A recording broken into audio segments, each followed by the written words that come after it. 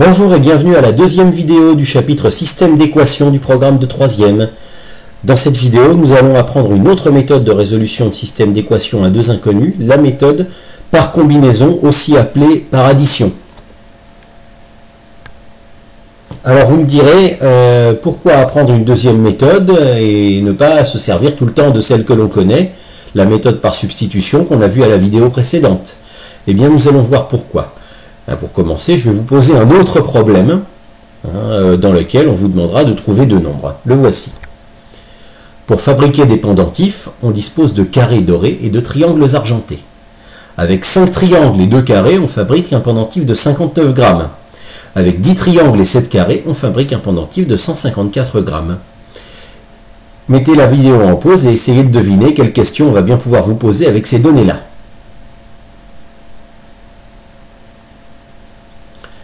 Eh bien, puisqu'on vous parle de masse en grammes, on va certainement vous demander combien pèse un carré et combien pèse un triangle. Nous allons commencer à construire le système d'équations exactement comme nous l'avions fait dans la méthode par substitution. C'est-à-dire, je cherche deux nombres, la masse d'un carré et la masse d'un triangle, je vais donc leur donner des noms. Par exemple, C comme carré et T comme triangle. On appelle T la masse d'un triangle, on appelle C la masse d'un carré. Attention, précisez bien dans les phrases que vous écrivez ce que c'est. Vous ne mettez pas juste T triangle, C carré, sinon on ne comprendra pas qu'on parle de la masse. Donc maintenant, maintenant que nous avons donné des noms à ce que nous cherchons, construisons des équations. Voilà, le premier pendentif, 5 triangles et 2 carrés, ça fait 59 grammes. Essayez vous-même, mettez la pause, essayez d'écrire une équation qui correspondrait au deuxième pendentif.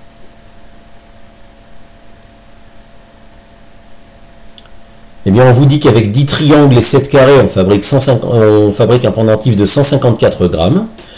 10 triangles vont peser 10 fois T, 7 carrés vont peser 7 fois C. On additionne 10 fois T plus 7 fois C pour avoir la masse totale, et on vous dit que cette masse totale, c'est égal à 154 grammes. Donc on vous dit, donc la deuxième équation que vous obtenez, c'est 10T plus 7C égale 154 grammes. J'ai trouvé deux données dans mon problème, et j'ai traduit chaque donnée en équation, de telle sorte que nous avons deux équations avec deux inconnus. Et nous avons ce système-là à résoudre. Vous pouvez essayer de mettre la pause et de le résoudre par substitution. Si vous avez essayé, vous êtes peut-être rendu compte qu'il y avait un problème, parce que quand on a résolu par substitution, on avait une des inconnues, soit T, soit C, qui était toute seule, qui n'était multipliée par rien dans son équation. Et là, on n'a pas ça. Dans les deux équations, toutes les inconnues T et C sont multipliées par des nombres, donc on ne va rien pouvoir isoler facilement. Comme on va rien pouvoir, si on pourrait isoler, mais ça nous introduirait des fractions et ça commencerait à devenir compliqué. Donc on va s'en tirer autrement. Un autre but, c'est toujours de se dire, tant que j'ai deux inconnus dans la même équation, je ne sais pas résoudre, je dois m'arranger pour trouver une équation dans laquelle il n'y a qu'une seule inconnue. Donc voilà ce que nous allons faire. Nous allons prendre la première équation et nous allons tout multiplier par moins 2 dans la première équation. La deuxième équation, on n'y touche pas, on la laisse telle qu'elle est. Alors vous demandez pourquoi on fait ça, d'où sort ce moins 2, pourquoi est-ce qu'il a eu l'idée de multiplier par moins 2 et pas par autre chose? Eh bien on va voir dans ce qu'on va obtenir. Donc la ligne suivante, c'est je recopie ce système. Je recopie ce système, sauf que la première équation, je multiplie tout par moins 2, et la deuxième équation, je la laisse telle qu'elle est. Donc, j'obtiens 5 fois moins 2, ça fait moins 10T, 2C fois moins 2, ça fait moins 4C, et 59 aussi, je le multiplie par moins 2, ça fait moins 118. Et je recopie l'équation du dessous, telle qu'elle est. Et maintenant, regardez ce dernier système, les deux équations que nous venons d'écrire. Vous observez qu'il y a écrit moins 10T, et juste en dessous du moins 10T, il y a écrit 10T, c'est-à-dire l'opposé. Nous avons T avec deux coefficients opposés. Et deux opposés, eh bien ça s'annule quand on les additionne. Et là, je vais donc faire une addition. Je vais additionner une équation avec l'autre. Tout ce qui est à gauche du signe égal, je vais l'additionner. Tout ce qui est à droite du signe égal, je vais l'additionner. Ça s'appelle additionner membre à membre. Voilà, on va additionner les deux équations membre à membre. Alors comment on fait? C'est très simple. on additionne les t entre eux, on additionne les c entre eux, et à droite du signe égal, on additionne les nombres qu'on a entre eux. Donc additionner les t entre eux, ça les annule, puisque moins 10t plus 10t, il reste plus rien, il reste 0. Donc les t, ils s'annulent. Et c'est d'ailleurs, ça nous arrange bien qu'ils s'annulent, c'est exactement ce qu'on voulait. Maintenant, quand on additionne les c, moins 4c plus 7c, ça fait combien de c? Moins 4 plus 7, ben ça fait 3, ça fait 3c. D'accord? Et à droite du signe égal, je vais avoir l'addition moins 118 plus 154. Moins 118 plus 154, je calcule combien ça fait 36. Et j'obtiens les t ont disparu exactement comme je le voulais. J'obtiens 3c égale 36. Alors là, peut-être que vous comprenez un petit peu mieux pourquoi j'ai multiplié par moins 2. En fait, j'ai multiplié par ce qu'il fallait pour que dans mes deux équations, l'une au-dessous de l'autre, j'ai deux coefficients qui soient opposés. J'ai moins 10t au-dessus de 10t. J'aurais pu m'arranger pour que les c soient opposés aussi, si j'avais voulu. D'accord?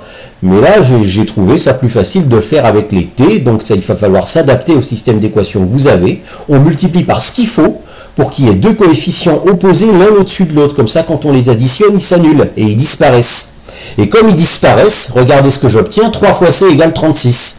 C'est plutôt facile à résoudre comme équation. J'ai une équation qui n'a qu'une seule inconnue et qui en plus est très simple. Il suffit de diviser par 3 à gauche et à droite pour avoir la valeur de c.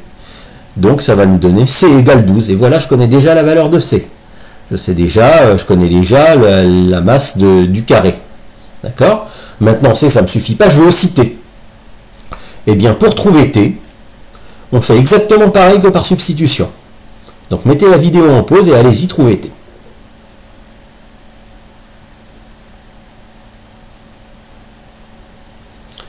Donc pour trouver t, on fait pareil que par substitution, c'est-à-dire que comme on sait que c égale 12, j'ai plus besoin d'écrire c, je peux écrire 12 à la place.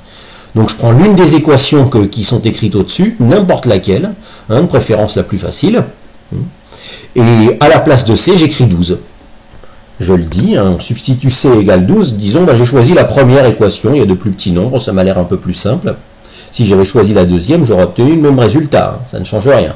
Donc je vais substituer c égale 12 dans la première équation, c'est-à-dire que je vais réécrire la première équation, 5t plus 2c égale 59, sauf qu'à la place de c, je vais mettre 12.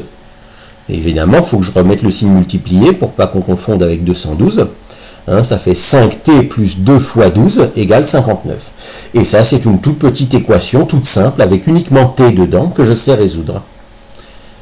Donc 2 fois 12, je vais déjà mettre que ça fait 24. 5t plus 24 égale 59.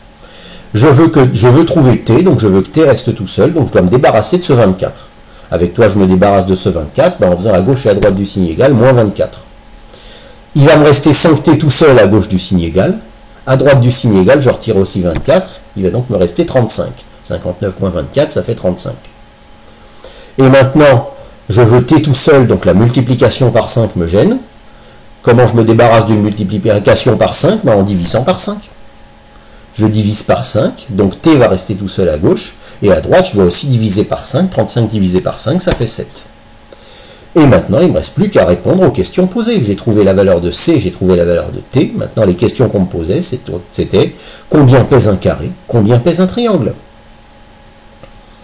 Eh bien, un carré, c'est égal 12, un carré pèse 12 grammes, t égale 7, un triangle pèse 7 grammes.